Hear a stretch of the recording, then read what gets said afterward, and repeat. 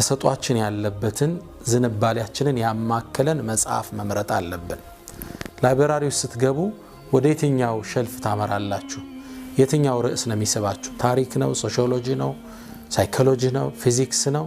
ይህን ዝንባሌ መጀመሪያ መረዳት የንባብ የመጀመሪያ እቅድ እንለዋለን። መጽሐፍ ልትገዙ ስትሄዱ የትኛውን ነው ማንሳት የሚቀላችሁ?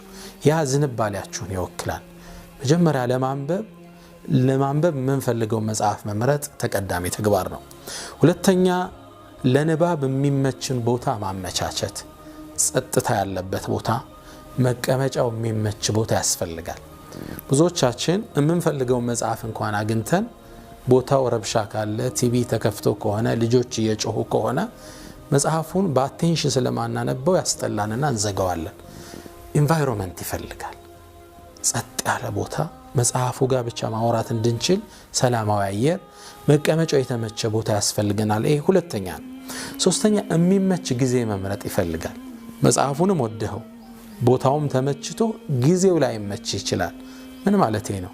ብዙዎቻችን ስለማንበብ የምናወራው ከደከምን በኋላ ቀን ላይ በስራ ስንሮጥ እንውልና ማታ ላይ መጽሐፍ እናነሳለን። አእምሮአችን ደክመዋል፣ ሰውነታችን ደክመዋል። ትክክለኛ ጊዜ አልመረጥም።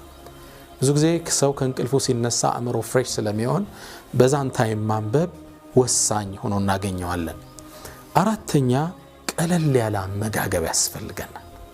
መጽሐፉንም አግኝተው ቦታውም ተሳክቶልህ ጥሩ ጊዜ መርጠህ ሆድ በጣም ሞልቶ ከሆነ አይደለም ማንበብ ማዳመጥ ፍላጎት የለም። ማንበብ እኮ ያየኸውን ነገር አይነ ለአእምሮ ልኮት አገናዝቦ መረዳት ማለት ነው። ለመረዳት ደግሞ ሆድን በመሙላት ጭንቅላትን አጥበነው ከሆነ ማንበብ አይሳካልንም። ቀለል ያለ አመጋገብ